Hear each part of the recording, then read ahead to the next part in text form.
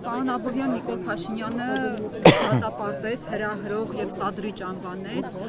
հույրա երիտասարդների կողմից Թուրքիայի և Ադրբեջանի դրոշների այրումը։ Սա հաջողախոսություն է Թուրքիայի Հայաստանին, որովհետև ասում է, որ հարևան պետությունների միջազգայինորեն ճանաչված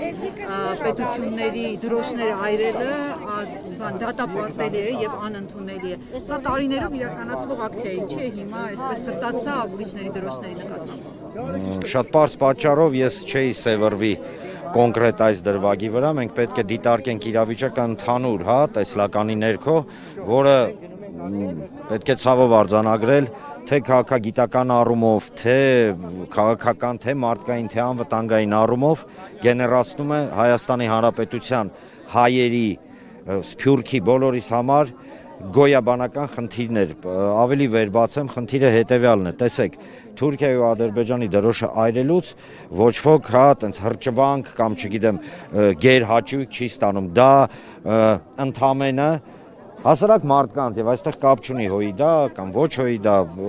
ամենայն հարգանքով ներողություն, մեզ հետևողականորեն 100 տարվա ընթացքում դուրս են մղում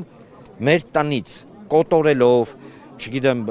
բոլոր գործողությունները կատարելով, վերջինը 23 թվականի սեպտեմբերի 19-ին է։ Ես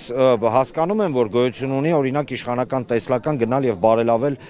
Թուրքիայի եւ Ադրբեջանի հետ հարաբերությունները, բայց մենք պետք է շատ հստակ եւ պարզ ֆիքսենք հետեւյալը, որ Թուրքիան եւ Ադրբեջանը բարելավման եւ խաղաղության տեսլականի ներքո տեսնում են արևմտյան Ադրբեջան եւ հայերի բնաջնջում։ Հիշեցնեմ, միգուցե մոռացել է իշխանությունը, նույն Էրդողանը, երբ որ օկուպացված Արցախում ռազմական զորավարժություններ էին եւ հետո սենց զրահանդես էր, մի հայտարարություն արեց, որը չգիտես ինչու այս իշխանությունը այդքան, չգիտեմ, վրդովմունք չառաջացրեց, օրինակ ասեց այսօրը փառաբանվեց Էնվեր Փաշայի հոգին։ Դուք հասկանում եք ինչ է կատարվում։ Գիտեք, այո, փառավորվեց, կարելի է անտեսել, ուշադրություն չդարձնել, ասել դե լավ անցավ գնաց, չէ, դե լավ անցավ գնաց։ Ասեմ ավելին, այստեղ խնդրում եմ խոսքը չընկալել որպես լոկ քննադատական, ընդդիմություն, իշխանություն, ոչ, դա չի խոսքը։ Խոսքը նրանումն է, խնդրում եմ մենք սա ֆիքսենք բոլորս շատ ուշադիր։ Միգուցե հայտնվեն մարդիկ, ովքեր տեղեկատվական տերորից ուղղակի խելագարված, որոշեն ասեն դե լավ, եկեք մոռանանք ցեղասպանություն, մոռանանք պանջատիրական իրավիճակով, եկեք մոռանանք, որ Արցախում կոտորած էր, եկեք մոռանանք, որ Հայաստանի Հանրապետության տարածքները օկուպացված են, եկեք մոռանանք, որ չկա գետ մեկ գյուղ կամ քաղաք Հայաստանում, որի վրա թուրքը իր կեղտոտ երախը չի բացում այսօր, թուրքի նկատի ունեմ ենթաթուրքերին ադրբեջանցիներին, այդ ամեն ինչ կարող եք մոռանալ, բայց հիշեք մի բան, թուրքը դա չի մոռանալու, թուրքը չի մոռանալու, որ մտել է մեր ու մանուկ մորթելով անպատիժ է մնացել, եւ դա ըստ էության հրավեր է Թուրքիայի ու Ադրբեջանին հրավեր ուղիղ իմաստով, որ գիտեք ամեն ինչ կարելի անել, ասեմ ավելին մեկ ամիս առաջ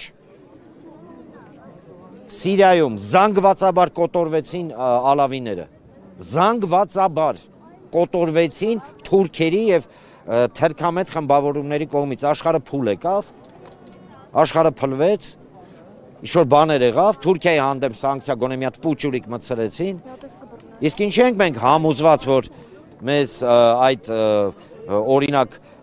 նախագիծը մեր մասով ոչ Թուրքիան, ոչ Ադրբեջանը չի նախապատրաստում, նամանավանդ այն պարագայում, երբ որ մեզ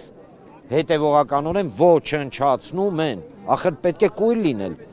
կրկնեմ եւս մեկ անգամ, դուք կարող եք մոռանալ